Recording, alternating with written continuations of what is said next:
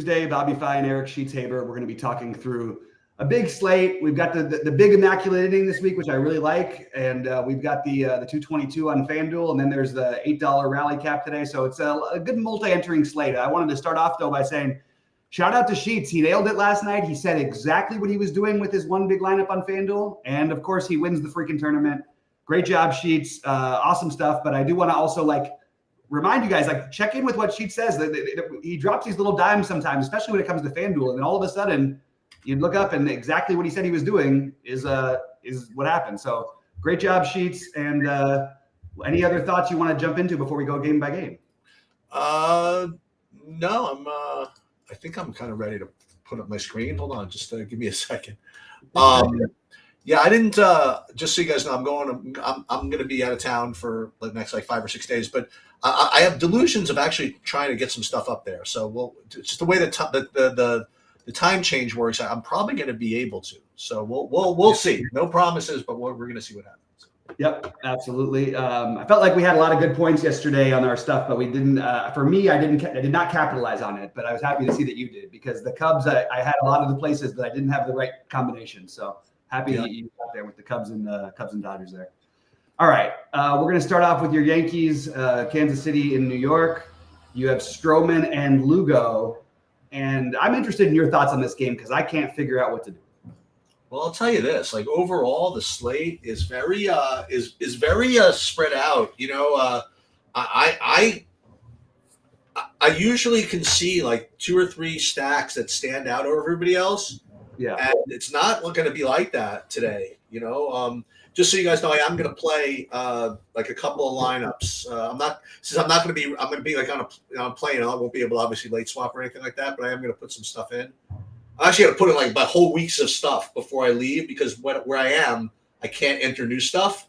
Yeah. So I already put in dummy lineups for the NFL on Sunday. You know, well, I mean, just because you can't make new ones, but you can change what you put in. You know, so I put in all that stuff already, whatever I could, and I'm playing a couple lineups, but not much in the on DraftKings. I'm not really getting to either pitcher here. I have 2 pitchers that kind of stand out for the amount of lineups I'm playing, and we're going to get to them later. And then after that, it's a whole bunch of crap. And I think Stroman and Lugo, I don't really have either of them projected all that well. But I think they're both good enough. I mean, I don't need to be stacking against either of these guys. So I'll probably be off of this game in the few lineups I play. Yeah, I feel like there's a lot of ways. This feels like look, I don't think on this slate I'm going to make it a 4-pronger because I probably don't play either pitcher realistically. But I think you could make a case for, I mean, like you said, there aren't these giant standout stacks, and I've got some thoughts on the standout stacks when we get there. But look, if you wanted to talk into a Yankee stack on this slate, I'd be totally happy to do it. I don't love stacking against Stroman in general, but he's given us a lot of reasons to with the way he's pitched a lot of this season. He's been lit up a number of times. So I could see a lot of cases being made here, and I yet don't have a strong take. So I guess at the Yankees at low ownership, maybe as a mini stack, or maybe taking a shot against Stroman and just hoping that he's bad. All of it makes sense. I just think there's a big slate and there's other things I'm prioritizing. I do think that the total is, I love the over in this game, but I don't really know what to do with it DFS wise. So I'm probably right now outside looking in, but Yankees, if anything, going to try to figure that one out later. All right, moving over to the Mets in Toronto. Bassett gets another shot to pitch, I guess. Same story, man. I mean, I have Bassett as well. You know, it depends how many lineups you play. I have Bassett my group of, third tier as far as pitchers go. So if you play a bunch of lineups, I guess you could do that. But the Mets are tough, and Peterson has good games sometimes, but Toronto's tough too. So probably going to be off of both of those pitchers. Let me look at the hitting here. I mean, listen, once again, I promise I'll have other stuff. Yeah. I don't really have much from this game. But I first of all, I always love when there's hardly any takes, because everybody has a million takes on everything. And I'll tend to throw in, just different thoughts. I happen to think that David Peterson is a very interesting tournament play. We know the upside for him. He sometimes is, and he's been in terrific form for the most part. including in some very, very tough matchups. I mean, his last 4 matchups were Baltimore, San Diego, Arizona, and Boston. Those are 4 of the top 7 in baseball in terms of hitting. And even in those, he's been solid. And you tell me, here against Toronto, like that he's going to be 0% owned basically, or a couple percent owned. I think I'm willing to take a gamble on it. I also think I'd be willing to take a shot with Bassett, which is one thing that's really interesting is when Bassett was expected to pitch yesterday, they had him at 5 less pitches than they do today. I'm not really sure what went into it, whether there was like talk about there being an opener and him being long. I don't know what did it, but I think he's actually got a higher, he'll probably throw more pitches than he's being projected for. And I wouldn't shy away from these teams. It's just probably the wrong slate for me. If there was a way to go, I think Toronto might be the one. Even though I like Peterson, just because he's volatile and he can occasionally get hit around, I would consider Toronto. But no priorities here. I do think that getting some low ownership on these guys though might make some sense later in the day. And depending on how Toronto's lineup shakes out, you might get some really cheap guys in certain spots in the order. So I'm open to it. But I'm looking at Toronto's lineup here. Yeah, it sounds good in name. Like you've got Guerrero and Springer as lefty killers and everything. Everybody else in the lineup is not exactly like a lefty crusher. So that's why I'm sort of interested in Peterson as a pivot. Anyway, I think it's an interesting game. I would have liked it on yesterday's slate because we could have gotten creative. This is not maybe the right slate to do that because it's such a big slate. At the same time, nothing really stands astronomically out. All right, moving over to Boston, Baltimore and Boston with Crawford and Suarez here. Yeah, I mean, I got Boston Baltimore as a. Wait, is it Baltimore that I have? I thought I had Baltimore as something. No, it's actually. Was it Boston? I had Boston actually as a decent option. Baltimore kind of like 5th or 6th is just raw points go, but they're all expensive. I think Boston's pretty decent here. So I would say Boston. They're not like my top again, but I mean they're close. I think Boston's actually a pretty good option now that I'm looking at this. Yeah. So I just want to point out something about Boston. If you play them, when you ever think about like Abreu, just remember that he almost always is going to be gone if a lefty comes in. And because they have 4 lefties in 5 spots and he's in the middle of that, he's going to probably be gone. So he's always the one that I try to leave off, even though he's a fine play in general. But they'll probably bring in a lefty reliever if it's that part of the order. And that probably means we go to Refschneider, Refschneider, by the way, had like, what did he have? 2 home runs. He had 45 fantasy points. I mean, just an absurd game, like just nuts. But yeah, on its face, I do like Boston. And I honestly wouldn't shy away from Baltimore. But again, another game where not a huge strong take for me. That's why I said a good multi-entry slate. Not a lot of things look obvious, and the ones that are obvious are probably going to be a little higher owned than they're projected. But I think Boston is a team I could talk myself into for sure. And Baltimore is honestly as well. For what it's worth, it's only 70 degrees. It's a nice cooler day across the country. Yeah, it's Boston though, so it's at least you have the park to help you out too. Kind of an important game for the Orioles as well. All right, Cleveland and you have Cleveland next. Cleveland and the White Sox. So once again, I have Cleveland as the top stack today. Against Cannon. I mean, Cannon's usually a guy that you can get after. And once again, same story as I talked about yesterday. I mean, Cleveland just doesn't really put up those types of fantasy numbers usually.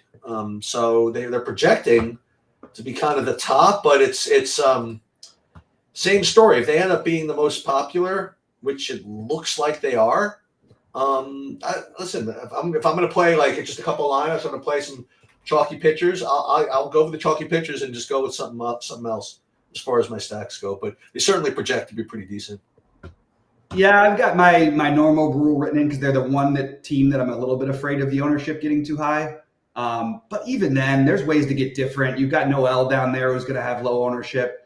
Manzardo should be low on because he's first base eligible only, and people would probably rather stack Naylor in this. You know what I mean? So he's 2,800. So that's another way you can get different with the stack.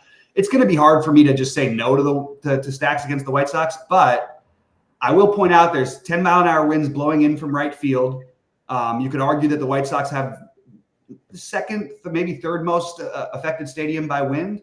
So just throwing that out there for a reason to fade Cleveland. And I don't usually recommend Ben Lively, but I think we'd be kind of foolish not to just always consider every pitcher against. Listen, the kid last night was like live for a perfect game. I know, and he had 11 strikeouts, and he had literally that was his first good game in the majors.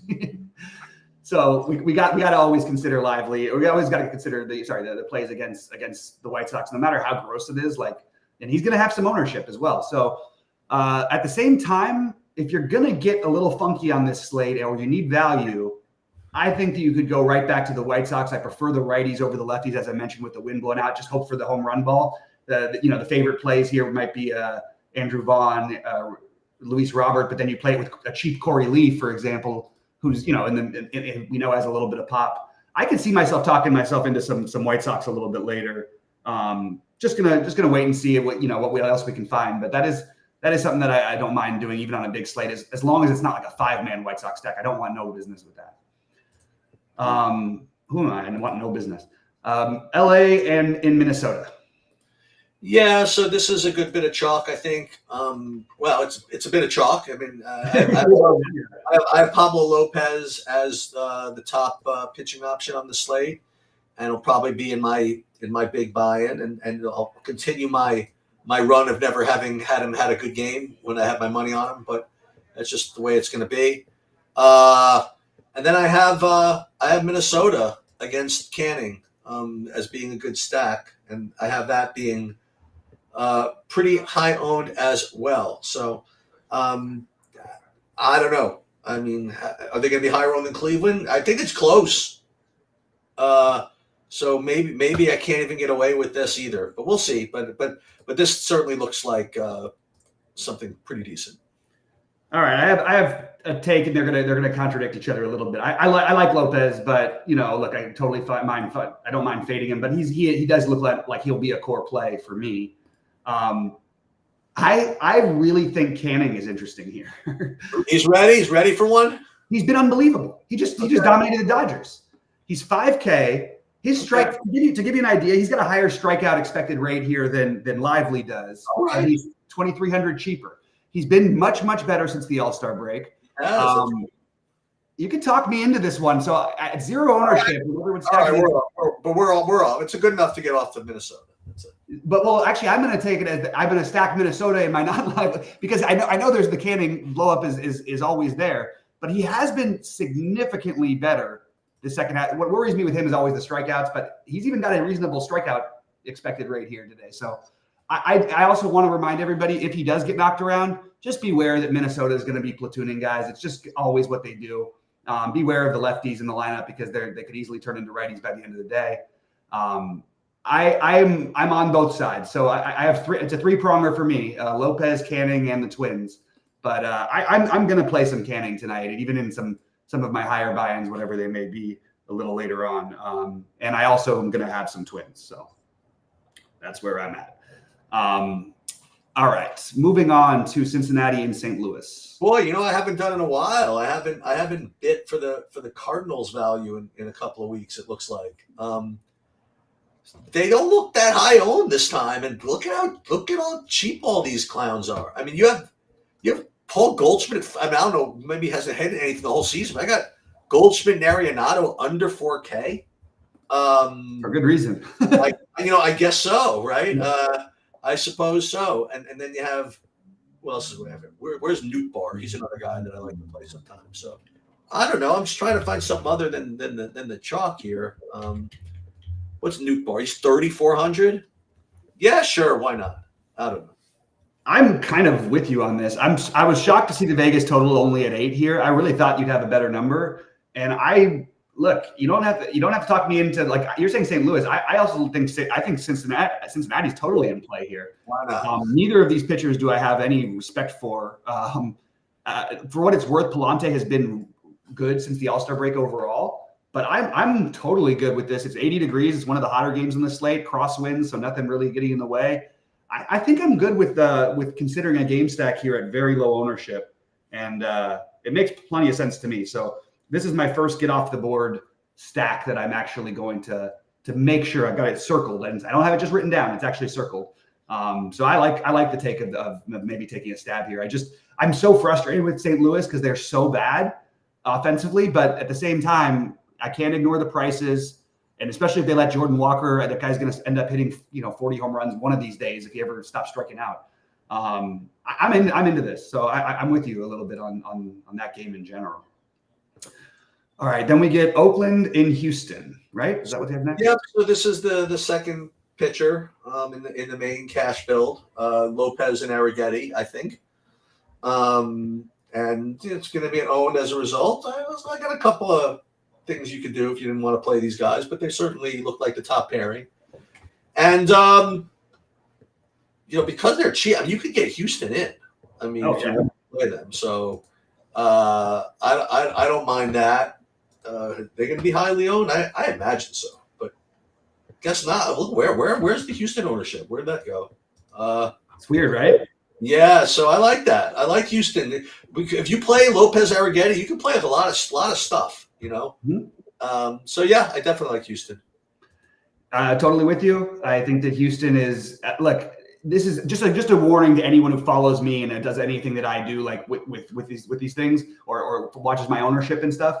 For whatever reason, every time I've been into Houston this year as a low-owned stack, it has not worked one time. It has been the nightmare for me. And I'm going to give it another shot again today because I like this spot, and I think that they're being a little bit overlooked here against Bido in the A's bullpen.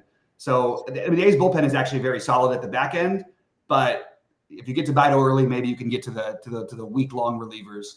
So also they're cheap enough, like especially if assuming that Singleton's in the lineup today and Gamble, you've got some and McCormick. Those guys are all 2,700 or less.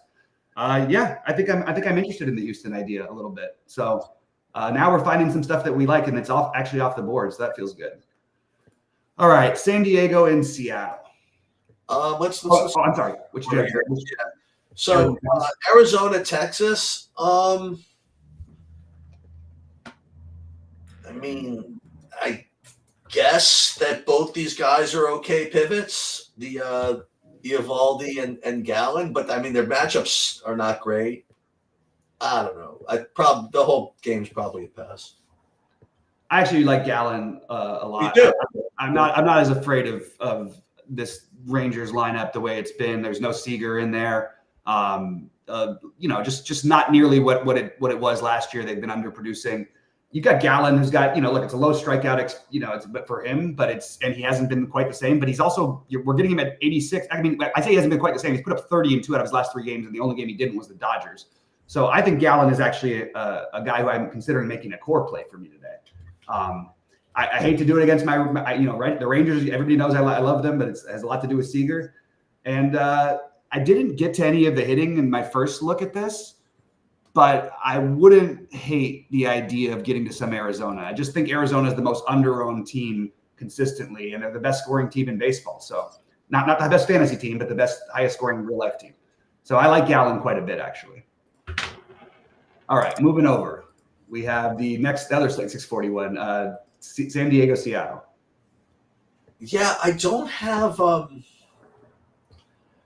either. I don't have them projected, or I don't have them projected well.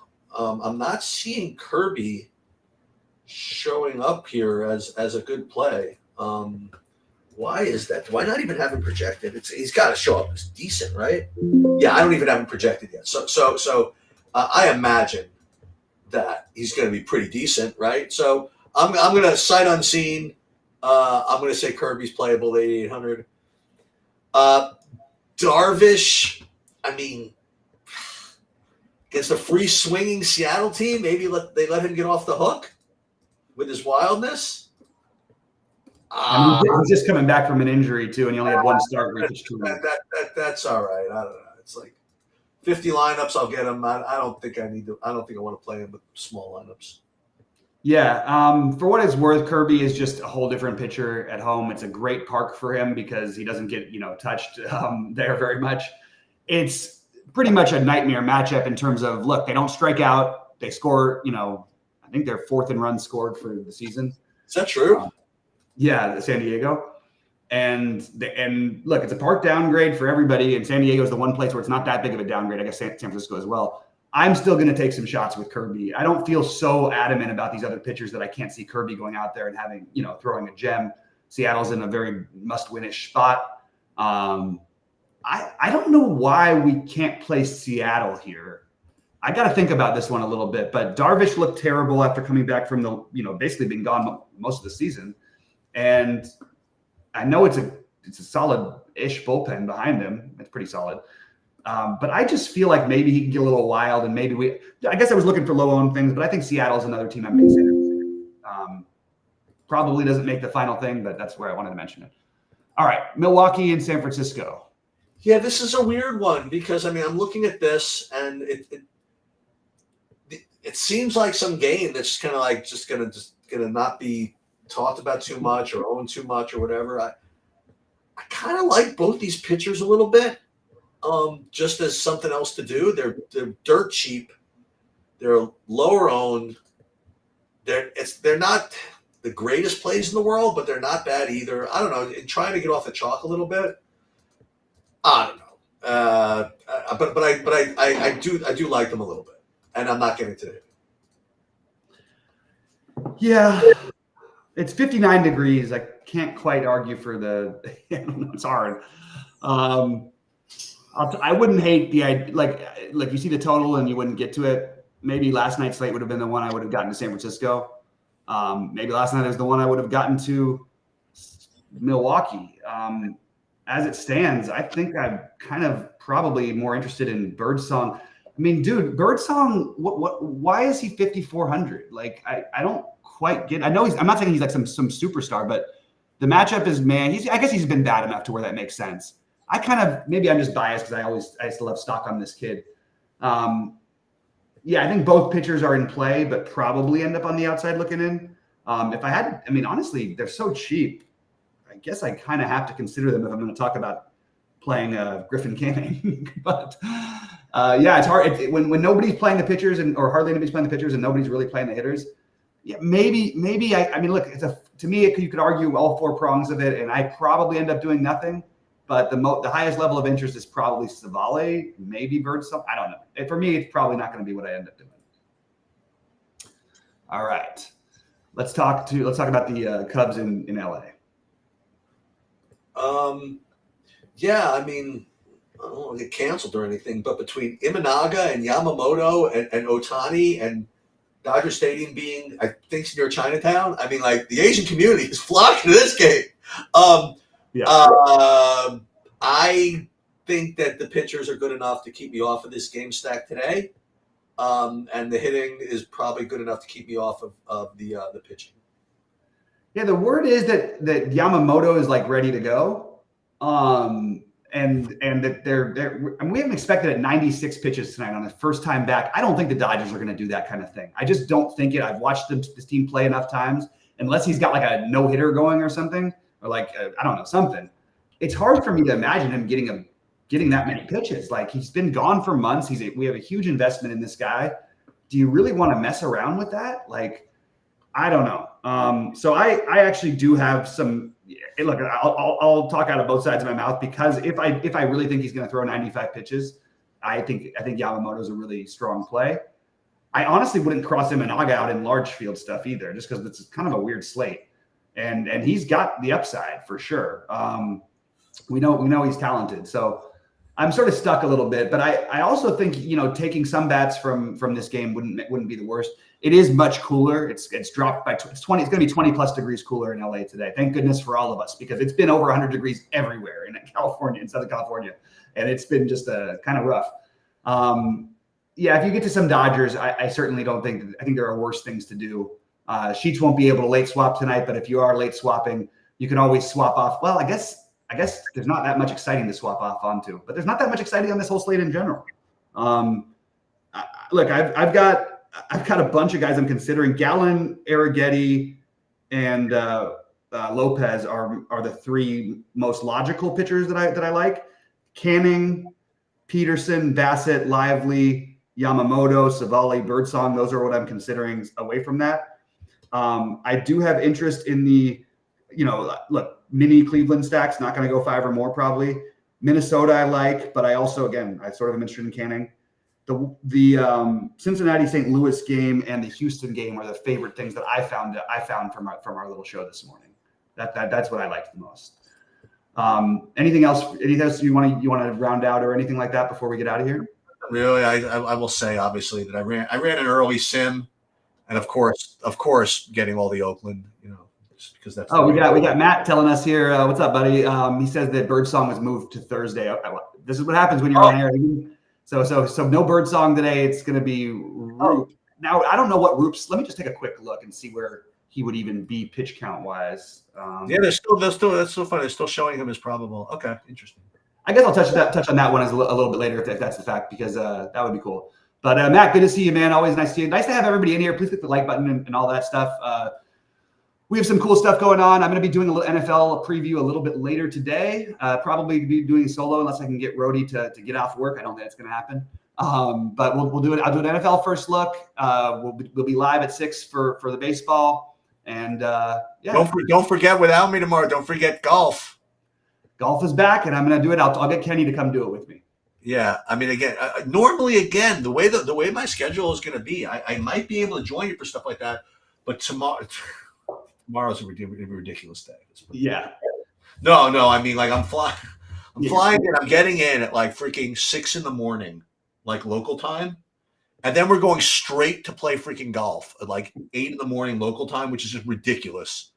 And then like that's 9 holes. Then we're going to another one like later in the. It's like it's just stupid. But that's crazy. That actually sounds. The first part sounds like a schedule that I could see you actually doing. Like you're the one who wakes up earlier than everybody else anyway, ready to go.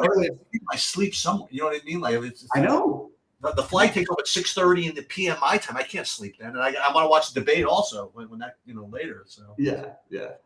To Don in the chat, I'll run some builds a little bit later on, just so we get a better when I get a better feel of even who's pitching. I mean, we already had guys being scratched and a lot of things going on, so I want to run it when it seems like it makes a little more sense. But we appreciate you guys very much. I'm gonna have to look into this Roop thing because if he's starting at 4K and he's gonna have anything over 75 pitches, I'm gonna have to consider that.